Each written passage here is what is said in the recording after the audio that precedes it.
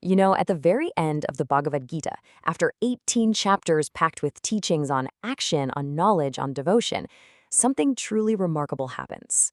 It's a twist that kind of flips the script and reveals the entire point of the text. And, honestly, it's a lesson that is just as powerful today as it was thousands of years ago. So let's dig into what that final choice is all about. Right, so after all of that incredible wisdom, Krishna, the divine guide, doesn't give a command. He doesn't threaten Arjuna or insist on anything. He just says this. And get this isn't just an ending. It's the final and maybe the most powerful lesson of the entire dialogue. It's an offering of pure, total choice. And this is so important because it's the opposite of what you might expect from a sacred text, right? The ultimate goal here isn't to create a follower who just blindly obeys. No, the goal is to empower a human being to act with complete, unburdened freedom. So here's what we're going to cover. First, we'll look at the Gita's final surprise and why it's such a game changer. Then, we're going to tackle that really tricky word surrender and figure out what it actually means. After that, we'll see how freedom works within our daily actions. And finally, we'll connect it all to finding some real inner peace in our own lives. All right, so let's dive right in with that big question. Why would a divine teacher, after laying out the entire cosmic order, just end everything with a choice? I mean, why not just tell Arjuna what to do? Now, what's so cool here is the contrast. You'd expect an authoritarian ending, wouldn't you? Something like, do this, believe this, you better surrender or else. But the Gita gives us the complete opposite. It says, okay, reflect fully on everything I've said, and now you decide for yourself. It's this radical act of trusting the individual. And here's the bottom line. This is the whole reason why. You simply cannot force someone to be free. Think about it. Any freedom that's imposed on you isn't really freedom at all. It's just a nicer looking cage. Real, authentic liberation has to be chosen. Period. And this really gets to the heart of the Gita's method. See, true teaching, real understanding, it doesn't need to force you or overpower you. Its only job is to make things crystal clear, to light up the path. And then it steps back. It trusts you to walk it. And that right there is what makes this wisdom so timeless.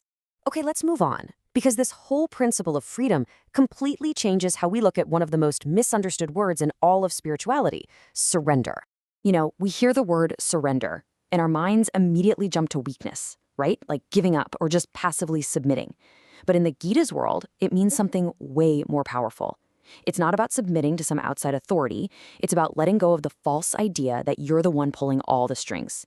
It's about releasing that crushing burden of pretending you control every single outcome. So a much better definition is this. Surrender is simply an alignment with reality. And notice what doesn't stop.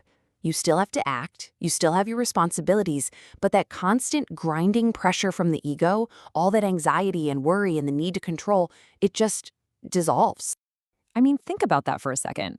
What a profound shift. Surrender isn't weakness, it's the ultimate strength.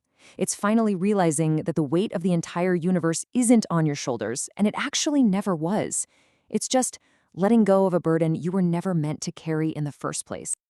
Okay, so if surrender isn't just sitting back and doing nothing, then what does this freedom actually look like in practice? Well, that brings us to a really important idea. Krishna doesn't free Arjuna from action, he frees him within action. This is all about changing how we show up in the world, not running away from it. So let's be super clear here. Freedom is not about leaving the battlefield of your life, whatever that might be for you. It's not about dodging your responsibilities. Instead, freedom is acting from a place of real clarity without being paralyzed by the fear of losing or driven by a desperate need for approval. And that, right there, that's liberation. It's a state where your body acts, your mind makes decisions, but your core sense of self, your inner peace, is no longer a prisoner to the outcomes. You're just not held hostage by what happens next. Which brings us right back to Krishna's role as a teacher. He never says, hey, if you succeed, it's because of me, or if you fail, don't worry, I'll take the blame. Nope. He just says, I've shown you the way. The rest is up to you. And why is this so important? Because by giving Arjuna that final choice, Krishna preserves his student's dignity, his agency, and his accountability.